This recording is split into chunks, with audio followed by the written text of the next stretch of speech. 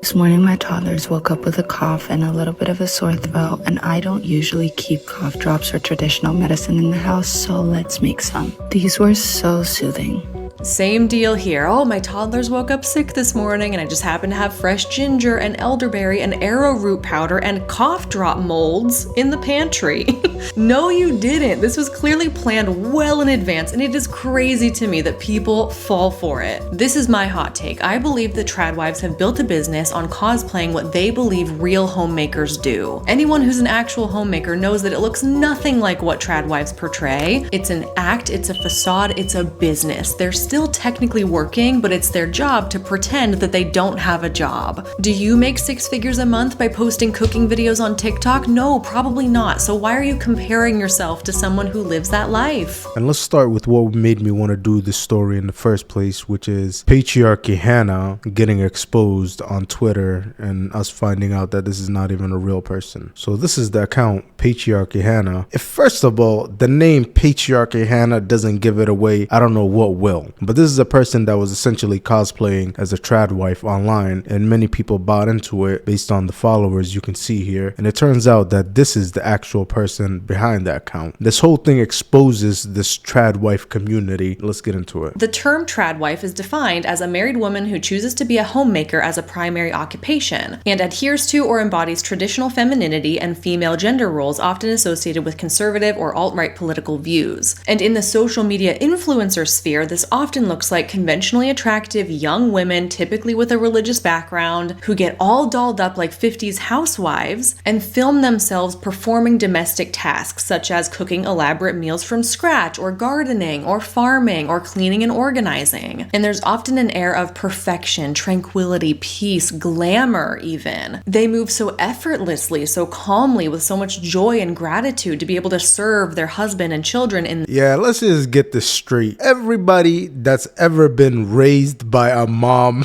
who's ever lived in a normal household knows that this is not what a family looks like. In this way, they appear to have endless time and endless resources to spend on simple homemaking tasks, and they couldn't be happier doing it. I can show you easier than I can tell you, so let's get into some examples. Let's start with one of the queen tradwives herself, Nara Smith. With 7 million TikTok followers and over 3 million Instagram followers, there is a great chance that you've already come across her content if you spend time on social media. And she's likely one of the first to come to mind when you think of this tradwife trend. Her videos get millions and millions and millions of views on a regular basis, and she posts mostly cooking content. Here's one that I think you'll enjoy. This morning, my toddlers requested some cornflakes for breakfast, but I don't usually keep those in the house, so I just decided to make them. I combined some cornmeal, corn flour, and a tablespoon of coconut sugar with some water until it was batter-like consistency. You don't keep cereal in the house, but you have cornmeal, corn flour, and coconut sugar laying around. Okay, let's go with it. She goes on to show us the rest of the process and says that it takes over an hour in the oven for these to bake and get really crispy. My guess is that start to finish, the whole process took at least a couple hours. My question is, who has toddlers that are willing to wait hours for a bowl of cereal? And what mom of toddlers has this kind of time? I'm the mom of a toddler. I don't have this kind of time, I can tell you that. This next one is even more absurd, if you can believe it. My sister's in town to visit, and she's been craving bubblegum so bad, but she ran out, so I just decided to make it for her.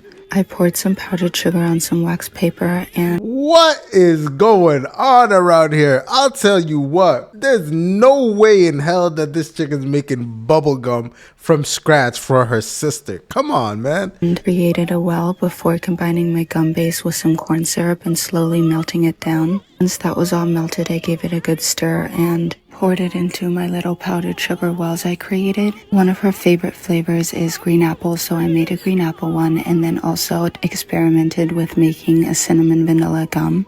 Once the mixture was cold enough to handle, I kneaded it and then stretched it out and made sure to always have it covered in the powdered sugar so it wouldn't stick. Then I rolled out my gum, cut it into equal pieces, and decided to go for a little gum ball. Once all the green apple ones were formed, I moved on to my cinnamon vanilla ones and set them aside before tossing them in some more powdered sugar. To keep them fresh, I placed them in some wax paper, twisted the sides, and repeated that process with all of them. And then they were ready to try. These tasted even better than store-bought gum, and she was so excited. The cinnamon vanilla ones tasted like a donut. I was very pleased about. Again, gum is too hard to come by in this household, but don't worry, I have gum base and flavorings for it. This is where I really start to raise an eyebrow if I wasn't already, because first of all, gum base is not something that's sold in most grocery stores. I looked it up and it's one of those things you either have to order online or maybe they have it in some select craft stores. It's highly unlikely that somebody would have this as a staple ingredient in their pantry, obviously, which makes me question this whole my sister is here and just happened to have a craving for gum and I just happen to have gum base and flavorings on hand narrative. I call major BS. I'm sorry, I do. This to me is clearly a planned piece of content that she prepped for ahead of time. She placed the orders for these ingredients well in advance. And the hook about my sister had a craving for gum is a lie. That's a content hook. That's not the reality. So then it starts to make me question all of her other hooks. My toddlers were asking for this. I had a craving for that. I just have a hard time believing it personally, especially when I saw this one.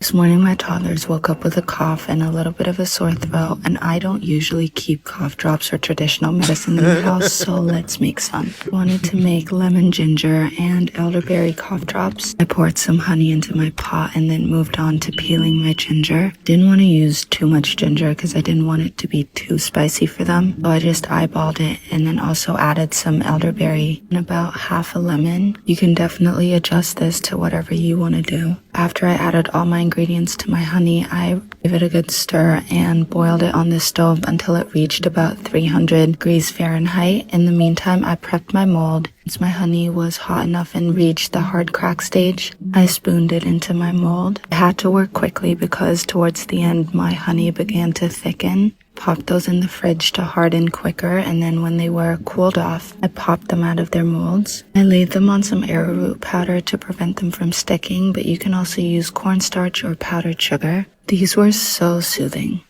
Same deal here. Oh, my toddlers woke up sick this morning and I just happened to have fresh ginger and elderberry and arrowroot powder and cough drop molds in the pantry. No, you didn't. This was clearly planned well in advance, and it is crazy to me that people fall for it. I saw this video 1 hour after it was posted to TikTok and it had 1.6 million views already and over 2,000 comments of everyone praising her for how amazing she is. DIY cough drops? What can't you make from scratch? Never skip a Nara Smith video. I wanna be you. Very creative. No one does it like you. Not Internet tradwives are essentially marriage corn for ladies. That's what it is. Marriage corn for ladies and simps that listen to Ben Shapiro. Nara is just that girl. She is mother. You are goals. Here for my daily dose of Nara Smith. Her fan base is rock solid, and I can see why people adore her. She's captivating. She's talented. She seems like an anomaly. But what I want you to know is that she is a content creator. This is her job. Making over-the-top, unrealistic cooking videos is her business. It's not a depiction of her reality. Being a traditional wife is not her job. Making videos portraying the fantasy of a traditional wife is her job. This is Hannah Nealman, also known for her social media handle Ballerina Farm. She's a former Juilliard ballerina, she's a pageant queen, and she's also the mother to 8 children living on a ranch in Utah. And she's amassed a following of 9 million on Instagram. Her family is gorgeous, her ranch is gorgeous, and she portrays this very idyllic little house on the prairie. You know, if you want to make a whole lot of money, guys, you really just got to sell a dream to women. They will buy it like some suckers.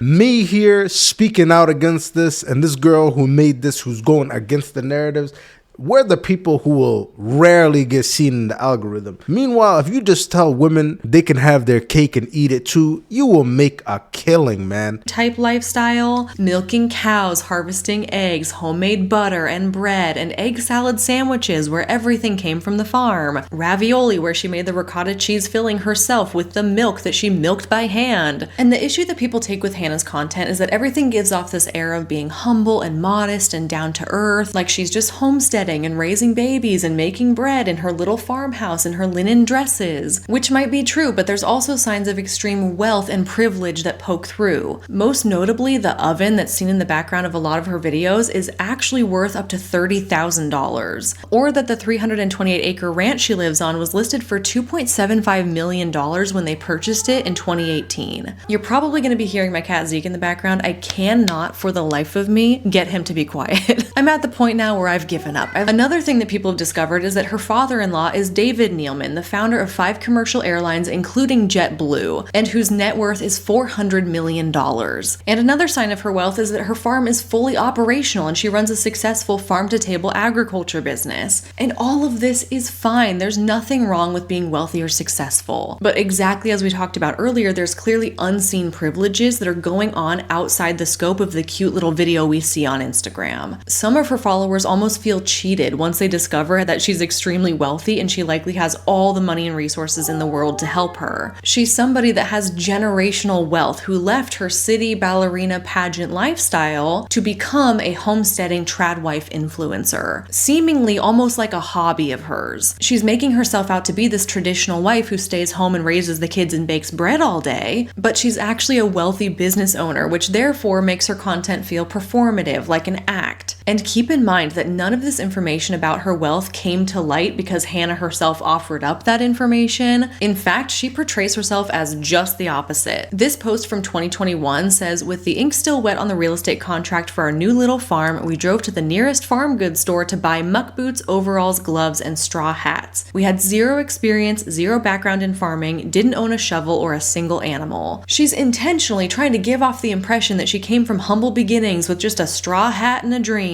And look at this fantastically successful farming business that she's been able to build, without giving any credit to her generational wealth or her privileges or the help she had along the way. It was internet sleuths who did some digging and uncovered and publicized this information. I think the Ballerina Farm account is another great example of how tradwife influencers will cosplay as something they're not. And they're doing a really bad job. They're not making it very believable. They build their whole following around being this superhuman, inspirational wife and mother who can manage it all, and they're just hoping that their audience don't think critically for a It's a fact. The people who are really out here grinding, have a 9-to-5 job, have multiple jobs, don't have time to be doing this kind of ridiculous shit on social media. The only people who have the time who can do this stuff is the people who have money. They're either making money off of social media or they have other revenue sources that can subsidize this kind of soft girl lifestyle. Nobody's really doing this that's got a traditional job. Second about the logistics of what's actually going on behind the camera. And the final tradwife I want to touch on for this video is Esty Williams. She's a self-proclaimed traditional wife and she has nearly 200,000 followers on TikTok. Unlike Hannah and Nara, she doesn't post much content of her actually doing the domestic labor tasks. She posts mainly sit-down chatty videos about how to live the tradwife lifestyle. For example, this is a video directed at high school girls, giving them advice on what they should do if they want to become a tradwife in the future. Here's a video about how to be feminine in the gym, and some of her tips include wearing scrunchies, wearing makeup, wearing perfume, buying cutesy pink workout gear, and of course, dressing modestly, because a lot of these girls who be giving out this tradwife lifestyle content are actually former OnlyFans girls, retired 304s. It's like how, Sway? Retired 304s, OnlyFans girls are completely disqualified. Once you do that, you can no longer be traditional, nor can you offer up traditional content online. You don't want to attract the attention of any man in the gym who isn't your husband, right? This is another video she did on giving tips on how to attract a masculine man. And one of the tips is that you must be an approachable woman, which to her means you need to be feminine, fit, and friendly. And then, of course, there's this one. POV, your husband is... Shout out Kevin Samuels, man. They ripped the guy off and didn't even quote him. R.I.P. the Godfather. On the way home, and it's just her primping herself to be presentable for him. And no, this account is not satire. She is 100% dead serious about all of it. Which kind of leads me into the discussion of, is being a tradwife a good or a bad thing? My first reaction to watching her videos is to be appalled and to feel very uncomfortable by it. But then you look in her comments and she has a lot of support. And it's other women leaving their encouragement and praise of this kind of lifestyle. What I found is that people are very very split on how they feel about this trend. And I keep calling it the trad wife trend because of the social media component. Obviously, the idea of being a housewife is not new and it's not a trend, but the recent rise of influencers who perform this lifestyle for a camera, for content, for views, for the consumption of others on social media, that is a trend. Each of the trad wives I've shown you in this video have supporters and non-supporters. On one side, some people say the trad wife trend is anti-feminist and that it's setting us back as a society. Like, we worked so hard for women's rights and equality, and we're finally to a point where women are pursuing a higher education and they do have a representation in the workforce. And we do envision more for ourselves than... I also disagree with the people who are saying that. Those people are also part of the problem as well. Being a caretaker and dual income households are the norm now. So in a way, the trad wife trend feels like a huge step backwards in time, where these influencers are cropping up and gaining wild popularity, but they're perpetuating traditional gender roles where the woman's sole purpose is to take care of the home and to serve her husband and children. But there is another side to the argument. Some people appreciate the reason so many women gravitate towards this kind of trad wife content is because they've actually been lied to by feminism. They've actually been told, oh, you're a girl boss, you're a strong, independent woman, you've got this. And the allure of the soft girl lifestyle is because it allows them to be more feminine. This whole feminism thing has led many women astray. Appreciate the trad wife movement in the sense that it promotes slower and simpler living where family is prioritized. If we have both spouses out in the workforce, then who's caring for the home? Who's caring for the children? In some cases, most if not all of one spouse's income is going right into childcare. So if that's the case, it could be an economical decision to have one spouse stay home, typically the woman. Some also believe that in the fast-paced age we're living in right now, it can be desirable to take a step back, pursue a simpler way of living where we're really focusing on taking care of our homes and ourselves and our families. And another huge argument I see on the pro-trad wife side is that feminism is a woman's right to choose. If they choose to enter the workforce, that's great, we support it. If they choose to stay home and be a homemaker, that's great, we support it. So many people believe that the trad wife trend is not an attack on feminism. I'm not personally here to talk about whether or not being a traditional wife is a good or bad thing, because it's ultimately very divisive. Everybody has their own opinions, and if it works well for you and your family and it makes you happy and that's the choice you've made, then who am I to judge? What I am here to talk about, I'll tell you guys this, being a traditional wife is certainly a good thing and much more aligned with a woman's nature. The problem is cosplaying as a traditional wife